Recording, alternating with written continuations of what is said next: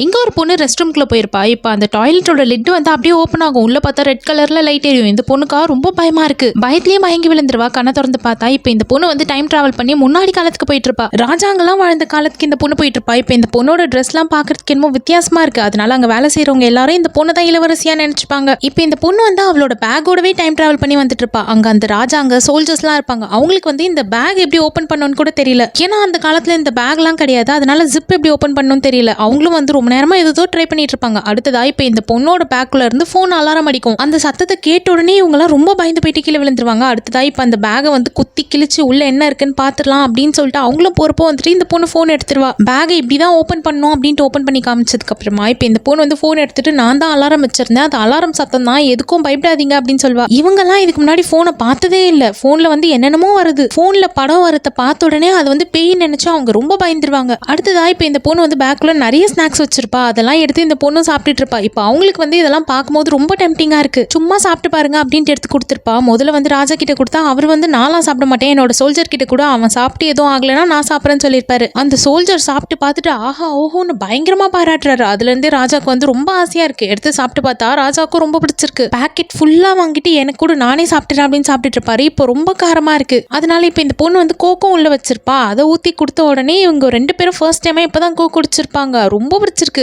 துரியன் ஃப்ரூட்டையும் உள்ள வச்சிருப்பா. இப்ப அந்த ஃப்ரூட் இப்படி ஓபன் பண்ண உடனே ரொம்ப மோசமான ஸ்மெல் வருது. இதை சாப்பிட்டு பாருங்க உங்களுக்கு பிடிக்கும் தான் சொல்வா. ஆனா அவர் வந்துட்டு இது ஸ்மெல்லே நல்லா இல்ல, நான்லாம் சாப்பிட மாட்டேன்னு தான் சொல்வாரு. ஆனா ஃபோர்ஸ் பண்ணி கொடுத்ததுக்கு அப்புறமா அதுவும் அவருக்கு ரொம்ப பிடிச்சிருக்கு. இப்ப இந்த பொண்ணு வந்து பேக்ல ப்ரொஜெக்டர் வச்சிருப்பா. ப்ரொஜெக்டர் ஆன் பண்ணிட்டு படம் போட்டு விட்டுருவா. இவர் அவரோட வாழ்க்கையில இதுக்கு முன்னாடி இந்த படம்லாம் பார்த்ததே கிடையாது. ரொம்ப ஜாலியா இருக்கு. நைட்டு ஃபுல்லா உட்காந்து படம் தான் பார்த்துக்கிட்டே இருக்காரு. இப்ப இந்த பொண்ணு கொண்டு வந்த இந்த ஸ்நாக்ஸ் எல்லாம் சாப்பிட்டுட்டு வீட்டுல சமைச்ச சாப்பாடு அவருக்கு சுத்தமா பிடிக்க மாட்டேங்குது. எதை பார்த்தாலும் வந்து அவருக்கு நல்லா இல்லாத மாதிரியே தான் தோணிக்கிட்டு இருக்கும். எனக்கு அதே மாதிரி அந்த பொண்ணு வச்சிருந்த சாப்பாடு மாதிரியே தான் வேணும் அப்படின்ட்டு அவரும் வந்து ரொம்ப அடம் பண்ணிட்டு இருப்பாரு. ஆனா இப்ப இந்த பொண்ணு கொண்டு வந்த சாப்பாடும் வந்து தீர்ந்து போச்சு. அதனால ஒரு பெரிய ஹாட் பாட் மாதிரி இந்த பொண்ணு ரெடி பண்ணிருப்பா. அதுல மீட்டு வெஜிடபிள்ஸ் எல்லாத்தையும் போட்டு குக் பண்ணி அவருக்கு கொடுத்த உடனே இப்ப அது அவருக்கு ரொம்ப பிடிச்சிருக்கும். அது மட்டும் இல்லாம இப்ப இவர் வந்து நார்மலா சாப்பிட்ற எல்லா சாப்பாடும் நிறுத்திறாரு. அந்த பொண்ணு கொண்டு வந்த ஜங்க் ஃபுட்லாம் எப்படி செய்யணும்னு கத்துக்கிட்டு அதையே தான் செய்ய சொல்லி சாப்பிட்டுட்டு இருக்காரு. ஜங்க் ஃபுட்லாம் இந்த காலத்துல தான் சாப்பிட்டுட்டு இருக்காங்க. அந்த காலத்துல ரொம்ப ஹெல்த்தியான சாப்பாடு தான் சாப்பிட்டுட்டு இருந்தாங்க. ஆனா அதை கொண்டு போயிட்டு அவங்க கிட்டயும் பழக்கம் படுத்தி விட்டுட்டு இப்ப அவங்களாலேயும் வந்து ஜங்க் ஃபுட் சாப்பிடாம இருக்க முடியல.